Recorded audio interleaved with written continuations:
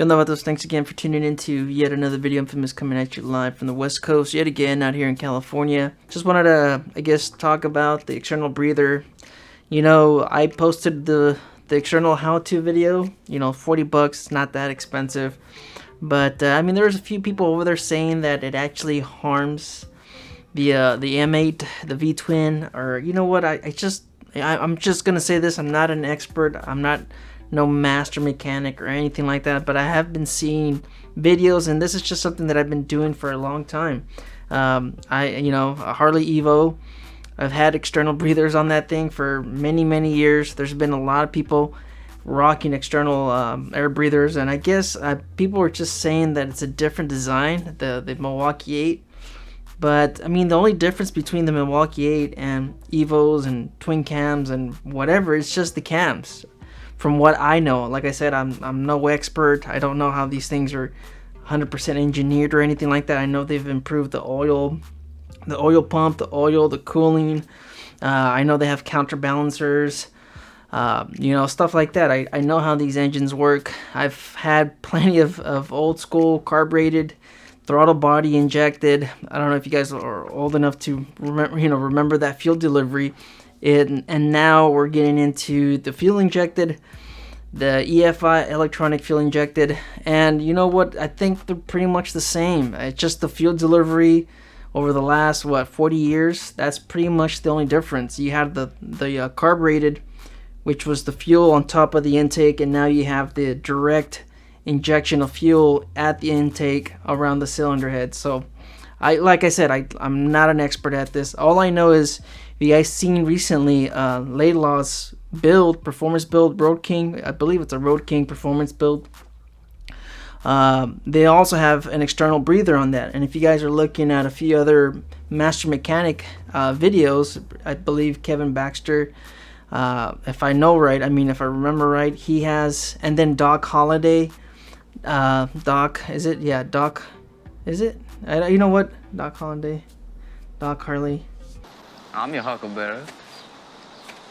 And then you have Doc Carley, another YouTube channel. They also posted a video on this external air breather on a Sport Glide recently, and that's also a Milwaukee 8. So you know what? Like I said, I don't know. I don't think these are different engineered engines, V-twins, between the twin cam and the Milwaukee 8.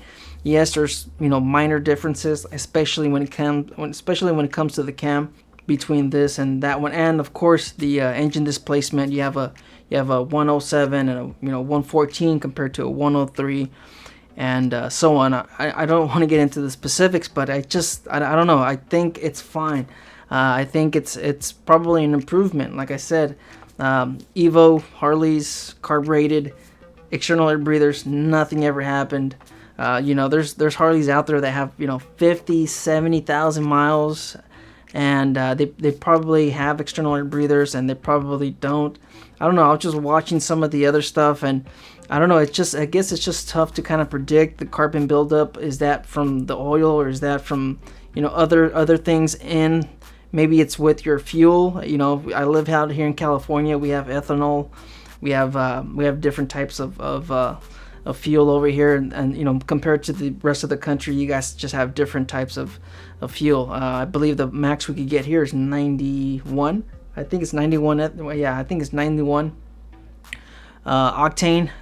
Some of you guys out there, you guys have 93. I just don't know, but I don't think it's gonna damage the engine. And regardless, if you're looking at performance or if you're looking at overall health, I think not having hot oil in your fuel or in your intake, I think it's going to perform a lot better. I think that's what it is, based on some of the comments people were just mentioning.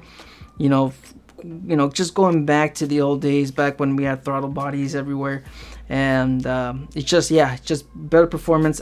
Probably overall health is probably better having external air breather, not having that hot oil inside your cylinder and having that combusted and all that good stuff. But I don't know. You guys leave your comments down below. Let me know what you guys think. Of course, this is a hot topic, especially with V-twins and Harleys. It's just, this is the way it's designed, and I think it's more along the lines of EPA probably setting or probably putting out this information to kind of prevent people or to get people not to install this this external air breather. Because I mean, I think that's the main reason this started happening back in I think the 80s. Is it the 80s? Yeah, I think it was the 80s. EPA, venting of oil, you know, the pressure.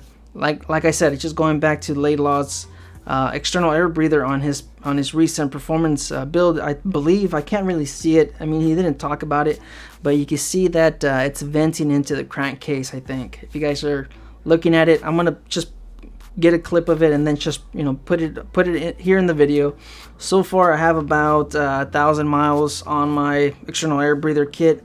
I don't see any excessive oil, you know, coming out of it, or, you know, just leaking all over the place.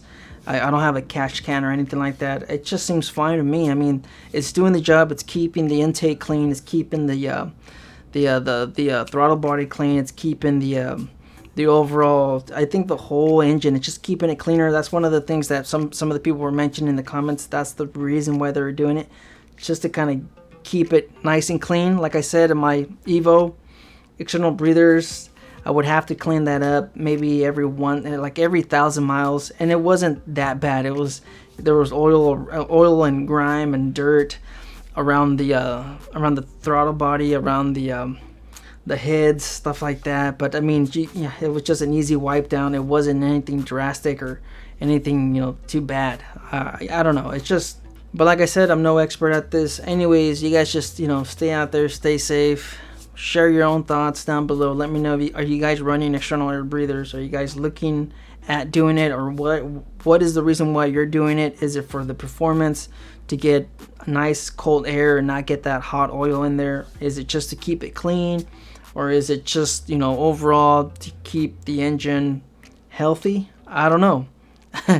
You guys just stay out there, stay safe. Don't believe everything you read. Life's a risk. Get out there and ride. Later.